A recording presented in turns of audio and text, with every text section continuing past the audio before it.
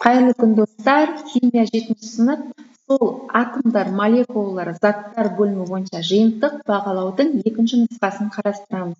Оқу мақсаттары дәл бірінші БЖБ-дағыдай алдарыңызда көрсетілген. Тапсырмаларға көшейік. Бірінші тапсырма. Вен диаграммаға металдар мен бейметалдардың физикалық қасиетіне байланысты кем дегенде 3 айырмашылықтары мен бір ұқсастығын жазыңыз. Металдарға тән бірінші қасиет ол металдардың көпшілігінің қатты болуы. Екінші қасиет металдар электр тогымен жылуды жақсы өткізеді. Үшінші қасиетіне металдық жылтырының болуын жазуға болады.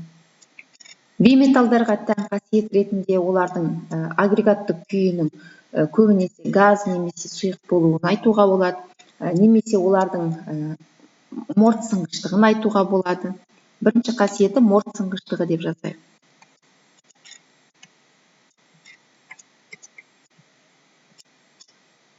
Екінші қасиетіне олардың иілімді еместігін жазуға болады. Үшінші қасиеті бейметалдар электр тогымен жылуды нашар өткізеді. Ал металдар мен бейметалдардың ортақ қасиеті олардың барлығы да химиялық элементтер.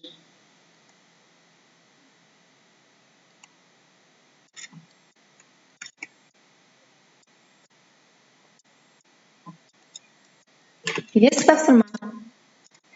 Кестеде берілген мәліметтер бойынша химиялық элементтердің атауын, атомдық массасын, атом немесе молекула екендігін, қасиеттерін анықтап, бос орындарды толтырып жазыңыз. Бұл тапсырманы орындау үшін біз химиялық элементтердің периодтық жүйесін ашып қоямыз. Және сутегінің атомдық массасы дөңгелектеп аламыз, бірге тең. Сутегі атом ба молекула ма? Сутегі молекула түседі. Молекуласы H2. Өзі бейметал екені жазылып тұр. Келесі. Атом дейді. Атом күйіндегі көміртек. Оның массасы 12. Атауы көміртегі.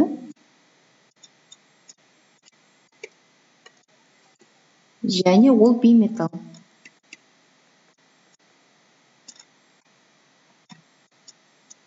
Келесі. Оттегі молекуласы. Оттегінің атомдық массасы 16-ға тең. Мына жерде ол 2 атом тұрғандықтан 16-ны 2-ге көбейтсек 32-ге тең. Келесі натрий атомы. Атомдық массасын периодтық жүйеден қараймыз. 23. Атауы натрий. Және ол металл. Алюминий. Периодтық жүйеден қарасақ, массасы 27-ге тең. Ол атом. Және ол металл. Келесі массасы 40 болатын бізде 2 элемент бар. Ол біреуі аргон, біреуі кальций. Кальцийді жазайық. Аргон жазсаңыздар да болады. Так, атом түрінде кездеседі. Кальций және қасиеті металл.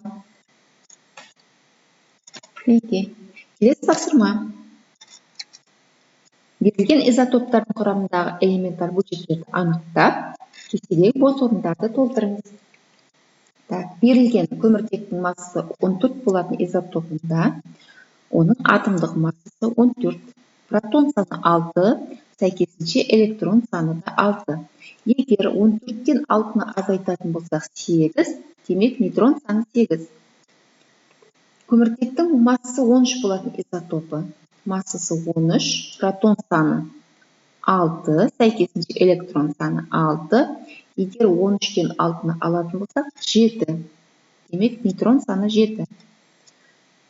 Сутектің массасы 3 болатын изотопы берілген. Атомдық массасы 3, протон саны реттік нөміріне сәйкес 1, сәйкесінше электрон саны 1. 3-тен 1-ді азайтатын болсақ 2. Нейтрон саны 2. Сутектің және массасы 2 болатын изотопы берілген. Протон саны 1, сәйкесінше электрон саны 1. 2-ден 1-ді азайтамыз, нейтрон саны да 1. Бір элементтің изотоптардың арасындағы айырмашылығы мен ұқсастықтарына бір мысал келтіріңіз дейді.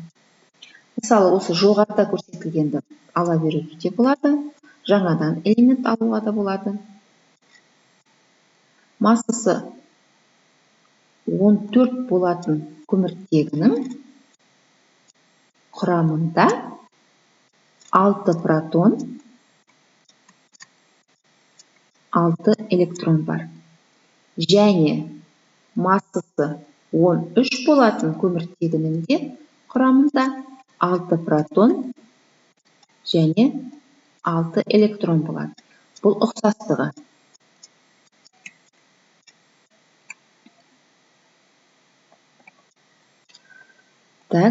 Ал нейтрон сандары біріншісінде 8 нейтрон бар, екіншісінде 7 нейтрон бар.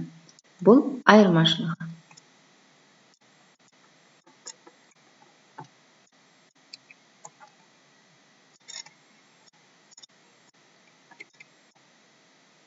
Келесі тапсырма. Берілген тұжырымдарды оқып, артық сөзді табыңыз және себебін түсіндіріңіз. Ядро құрамында протон, нейтрон, электрон кіреді дейді. Ядроның жалпы атомның құрылысын сатын болсақ, жерде атом бізде ядродан және электрондардан тұратынын білеміз. Ядро ішінде протон мен нейтрон деген бөлшектер бар екенін білеміз. Ал электрон оның сыртында жүреді. Сонымен ядроның құрамында протон және нейтрон бар. Электрон қателікте артық сөз электрон. Себебі электрон ядроның сыртында орналасқан. Себебі электрон ядроның сыртында орналасады. Протон, нейтрон, электрон элементтің кіреттік нөмірімен сәйкес келеді. Протон мен электрон саны элементтің реттік нөмірімен сәйкес келеді. Артық сөз бізде нейтрон.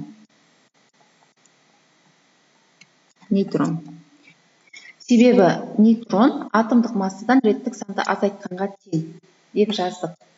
Протон, нейтрон оң зарядты бөлшектер. Оң зарядты бөлшек бізде ол протон, артық сөз нейтрон.